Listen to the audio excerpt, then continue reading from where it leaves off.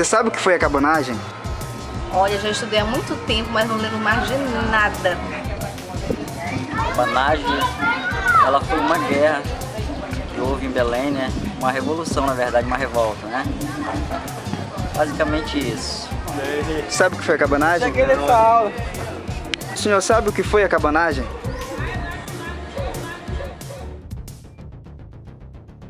Nos séculos XVIII e parte do século XIX, o Brasil ainda fazia parte da colônia portuguesa.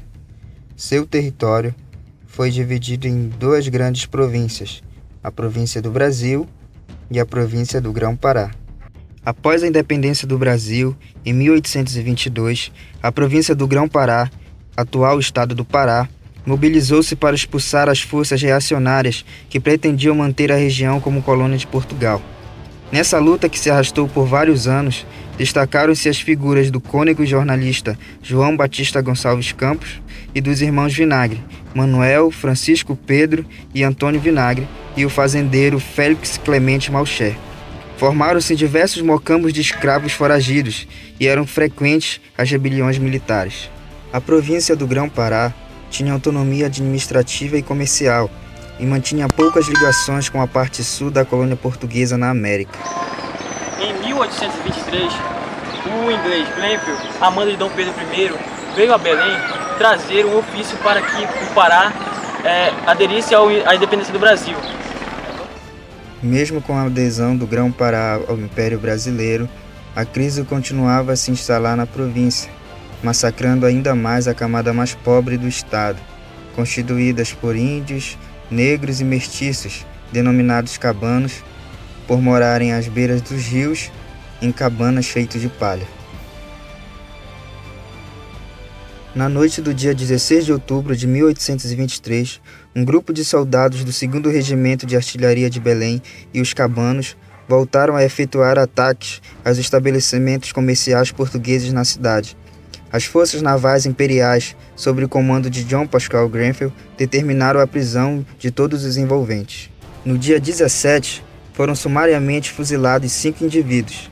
Os soldados, inclusive os cidadãos detidos na noite anterior, em número de 256, foram recolhidos à cadeia pública até o dia 20, quando foram transferidos para bordo de um brigue denominado Palhaço, sob o comando do tenente Joaquim Lúcio de Araújo. Confinados no porão da embarcação, tendo sido fechadas as escotilhas e mantendo-se aberta apenas uma pequena fresta para a entrada de ar, devido à superlotação e ao calor a bordo, os prisioneiros começaram a gritar reclamando por água e mais ar. A guarnição, decidida a acalmar os ânimos, disparou alguns tiros de fuzil para o interior do porão, em cujo interior, ato contínuo, espargiu quantidade de cal viva, cerrando a abertura do portão. No dia seguinte, às 7 horas da manhã do dia 22, aberto o porão do navio, contaram-se 252 corpos, com sinais de longa e penosa agonia, e 4 sobreviventes, dos quais no dia seguinte apenas um resistiu, de nome João Tapuia. No total, pereceram 252 homens, sufocados e asfixiados. Em julho de 1831, uma rebelião na guarnição militar de Belém do Pará resultou na prisão de Batista Campos, uma das lideranças implicadas. O clímax foi atingido em 1834, quando Batista Campos publicou uma carta criticando alguns políticos da província. O cônego foi perseguido, refugiando-se na fazenda de seu amigo Clemente Malcher, reunindo-se aos irmãos Vinagre e o seringueiro e jornalista Eduardo Angelim, e reuniram um contingente de rebeldes na fazenda de Malcher. Contudo, no dia 3 de novembro, as tropas conseguiram matar Manuel Vinagre e prender Malcher e outros rebeldes. Batista Campos morreu no último dia do ano, ao que tudo indica, de uma infecção causada por um corte que sofreu ao fazer a barba. Tudo teve início na Praça Frei Caetano, quando na madrugada do dia 7 de janeiro de 1835, liderados por Antônio Vinagre, os rebeldes desceram as ruas e tomaram de assalto o quartel e o palácio do governo de Belém.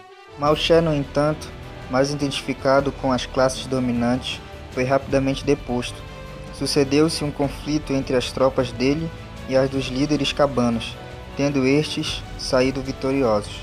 Eduardo Angeli assume a presidência do Grão-Pará. Durante 10 meses, a elite se viu atemorizada pelo controle cabano sobre a província do Grão-Pará, mas a falta de um projeto concreto para consolidar o governo rebelde provocou seu enfraquecimento.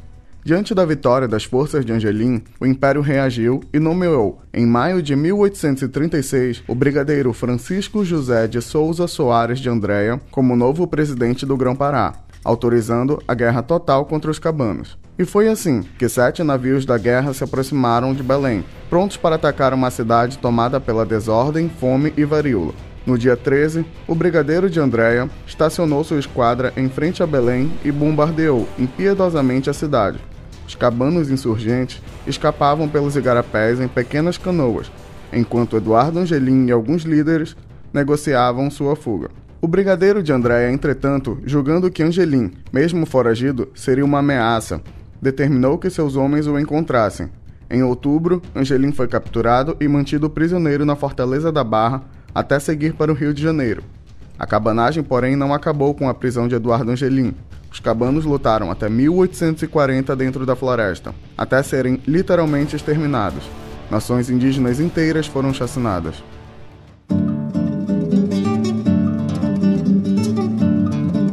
Batista Campos, como principal líder intelectual e político desse povo escravizado, explorado, discriminado e perseguido, já se tornara o símbolo do movimento que se formava.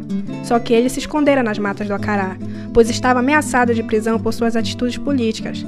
Sua morte, no dia 31 de dezembro de 1834, catalisou as lideranças do movimento e permitiu a união de todos os grupos que lutavam pelo mesmo fim, contra a repressão e a exploração que não cessavam, apesar de a independência do Brasil ter sido proclamada em 1822. O Memorial da Cabanagem, que foi construído em 7 de janeiro de 1985, no governo de Jader Barbalho, foi idealizado pelo arquiteto Oscar Niemeyer.